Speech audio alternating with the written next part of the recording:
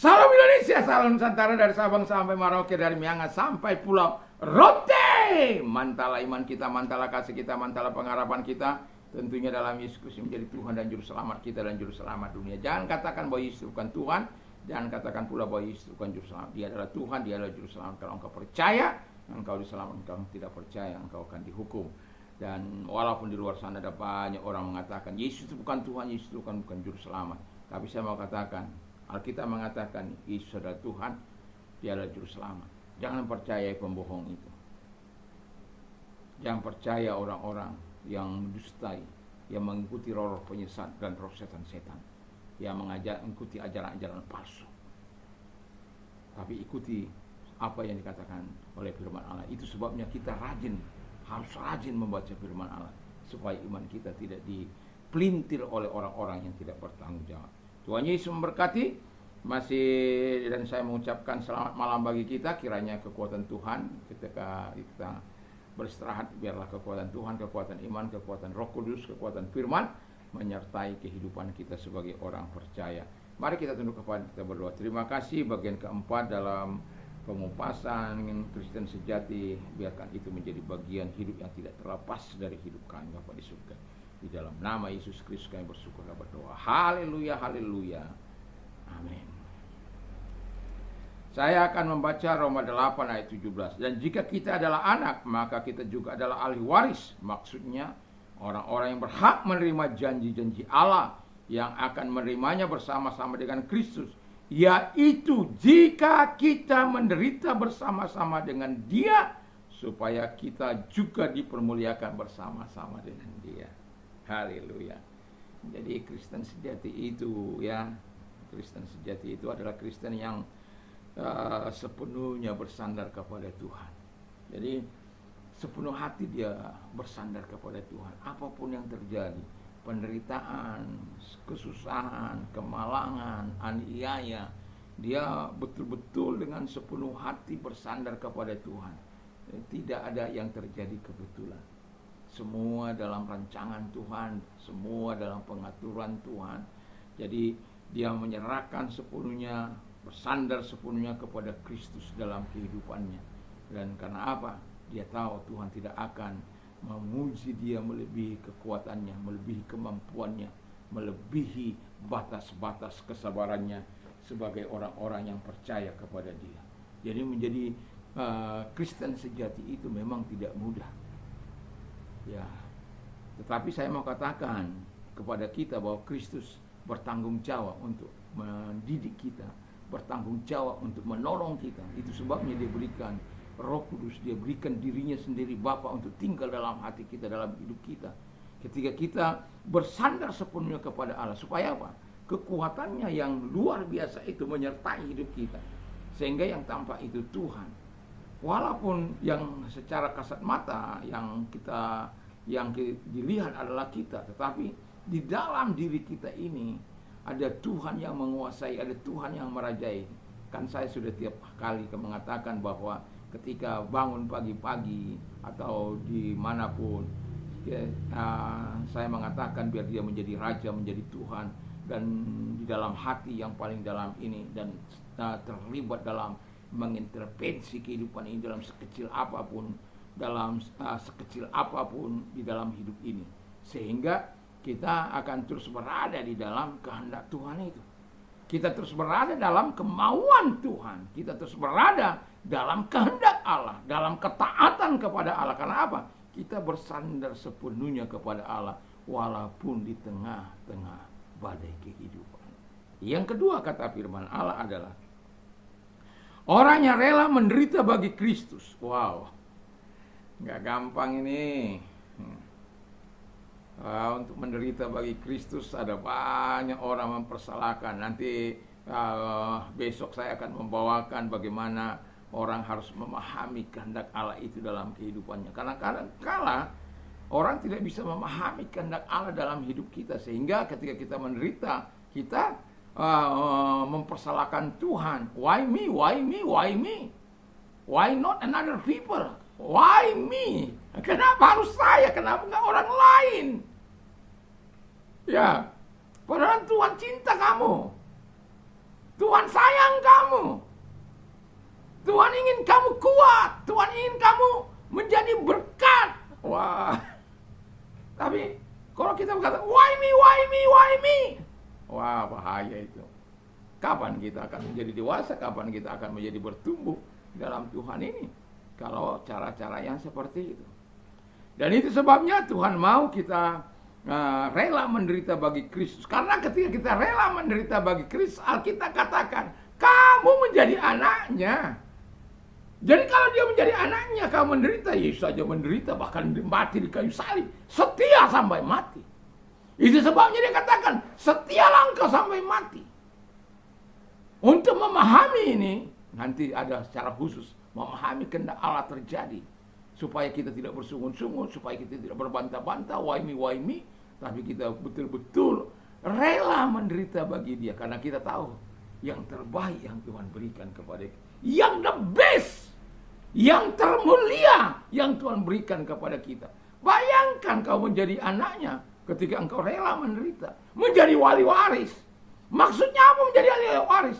Engkau berhak menerima janji-janji Tuhan. Pertolongan, keselamatan, pembebasan. Engkau bisa melihat kekuasaan Tuhan bekerja. Dan engkau bisa melakukan kekuasaan Tuhan melalui hidupmu. Artinya Tuhan memakai engkau sebagai alat yang diberkati oleh Tuhan. Jadi jangan katakan why me. Paulus katakan begini, mengapa saya mengalami semua masalah ini supaya aku menjadi bisa penghibur menjadi orang lain. Wow, mantap kan? Jadi jangan pahami kehendak Allah. Ada banyak orang tidak bisa memahami kehendak Allah, tapi saya belum sampaikan itu besok untuk saya menyampaikan itu. Untuk orang bisa memahami kehendak Allah supaya dia tidak bersungut-sungut, tidak menyalahkan Tuhan, tidak menyalahkan orang lain, tidak cari kambing hitam, tidak cari kambing putih, tidak cari kambing-kambingan. Tapi betul-betul memahami kehendak Allah. Tapi kok lari ke sana ya? Nah, jadi kita harus rela. Karena kemudian kita dikatakan berhak menerima janji Allah bersama dengan Kristus. Dan dipermuliakan bersama-sama dengan dia apabila kita bersama-sama dengan dia. Apabila kita rela menderita. Ada seorang penginjil yang baru pulang dari Afrika, lalu kemudian sampai di Amerika. Semua orang menyambut, ada konser lah begitu. Lalu semua mereka menyambut dia, menyediakan karpet merah bagi dia. Lalu dia bilang begini, itu baru berapa hari Tuhan mereka, saya sudah puluhan tahun di pedalaman Afrika sana. Dengan tanda-tanda luka yang begitu banyak. Mereka disambut begitu luar biasa, mereka dieluk-elukan luar biasa. Kenapa saya tidak, Tuhan? Terus pula Tuhan katakan kepadanya dalam bisikan roh, anakku, engkau belum pulang. Nanti engkau kalau sudah pulang, maka akan ada tempik sorai kemuliaan yang gitu luar biasa. Kau belum pulang, kau hanya pulang kampung. Jadi jangan kecewa dengan situasi seperti itu. Yang ketiga, orang yang rela menjadi berkat bagi orang lain. Anda bisa baca dalam 1 Petrus 3 ayat yang ke-9. Jadi di situ dikatakan jangan membalas kejahatan dengan kejahatan, jangan membalas caci maki, jangan berbuat sesuatu yang tidak menyenangkan, tetapi harus rela menjadi berkat. Wah. Karena Alkitab katakan ketika kita memberkati, untuk kita memperoleh berkat. Jadi, whatever you want men to do to you, do also to them. For this the law and the prophet. Apa saja yang kau kehendaki untuk orang lakukan kepadamu, lakukan jugalah demikian. Karena disitulah terdapat kitab Taurat dan kitab para nabi. Nah, kalau kita melakukan apa yang diajarkan oleh Tuhan, apa yang diajarkan oleh para rasul-rasulnya, para nabi-nabinya kepada kita, ya kita lakukan saja ya. Jadi firman Allah katakan kita harus rela menjadi berkat bagi orang lain. Supaya dengan jalan demikian Tuhan memberkati kita.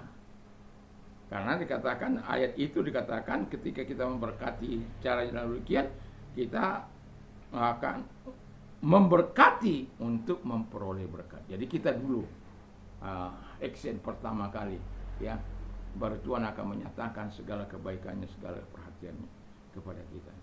Dan itu sebabnya dalam 2 tahun saya ya mendidik orang dalam bahasa Inggris di satu kampung, ya tanpa memperoleh apapun saya tetap melakukannya. Kadangkala ada juga godaan untuk kecewa itu gitu. Karena kita harus membersihkan tempatnya, kita harus memasang, dan itu kadangkala ya, sepertinya gimana ya, tetapi saya tahu ini bukan pekerjaan jangka pendek, tetapi saya sedang mempersiapkan sebuah generasi, di mana generasi itu harus menjadi generasi yang betul-betul mempunyai mental yang baik, punya harga diri yang luar biasa. Kalau ketika saya datang mulutnya selalu ngomong kotor, ngomong yang sia-sia, tapi puji Tuhan selama saya beberapa bulan kemudian mereka telah berubah, dan kalau sekarang hampir tidak pernah lagi kata-kata yang sia-sia, saling mengolok, saling membuli, tidak lagi. Karena apa? Saya tahu ketika mereka membuli atau menjelek-jelekkan satu dengan yang lain, saya mengatakan itu tidak boleh. Sebagai makhluk Tuhan, kita harus saling sayang, saling kasih, mengasihi satu dengan yang lain. Ya.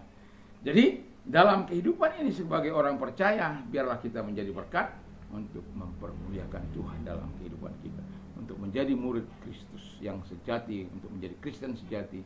Memang tidak semudah membalik telapak tangan, tetapi bukan tidak mungkin. Dan itulah sebabnya kita, kebergantungan kita kepada Tuhan, keterikatan kita kepada Tuhan, hubungan batin kita dengan Tuhan, itu harus terus dipelihara dari hari ke hari, bahkan dari detik ke menit, dari menit ke jam, dan jam ke hari, dari hari ke minggu, minggu ke tahun. Kenapa? Disitulah kekuatan kita dalam ketika kita membangun persekutuan kita dengan Tuhan. Kita akan bisa betul-betul menjadi murid Kristus, karena bukan lagi kekuatan kita yang melakukan, tapi kekuatan Tuhan yang menyertai kita, yang mengalir secara natural dalam kehidupan kita untuk melakukan apa yang dikehendaki oleh Tuhan.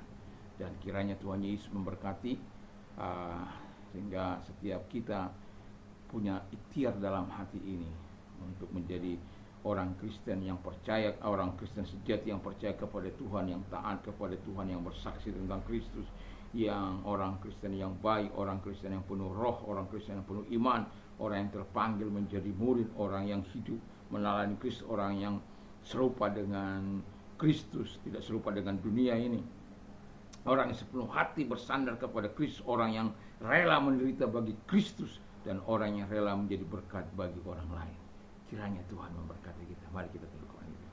Terima kasih Tuhan, biarkan kami Kau tanamkan setiap hal yang pokok-pokok dalam pemberitaan kami untuk menjadi Kristen sejati dalam hati kami dan pikiran kami tertanam kuat, sehingga kami dapat aplikasikan dalam hidup kami sehari-hari, dalam kehidupan nyata ini Bapa di surga. Di dalam nama Yesus kami bersyukur. Dan kalau engkau sakit, kalau sakit apapun, Tuhan mau datang kepadamu, menjamah engkau, karena Dia tidak mengenal jarak, ruang maupun waktu, karena Dia yang berkata, doakan orang-orang sakit, sembuhkan, usir setan-setan, sembuhkan orang-orang sakit. Dalam nama Yesus segala sakit penyakit yang mereka derita, yang mendengarkan firman Allah pada saat malam hari, yang aku perintahkan segala sakit penyakit keluar, dan oleh biluk daripada Tuhan Yesus engkau sembuh, oleh kuasanya engkau sembuh, dan oleh jamahan Tuhan engkau sembuh. Terima kasih Tuhan buat pertolonganmu kepada mereka dan buat kesembuhan. Bagi engkau yang mengalami masalah, penderitaan apapun, datanglah kepada Tuhan. Dia akan memberikan kelegaan bagi engkau. Kalau engkau orangnya, angkat kedua belah tanganmu, menyerah diri kepada Tuhan. Tuhan, lihat tangan-tangan yang diangkat kepadamu, kami menyerahkan hidup kami kepadamu.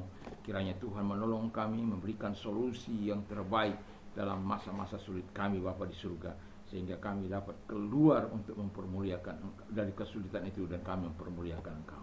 Terima kasih, kami percaya pertolongan pasti datang bagi setiap kami yang terus berharap dan bersandar kepadamu. Di dalam nama Yesus kami bersyukur dan berdoa. Haleluya. Amin. Selamat malam.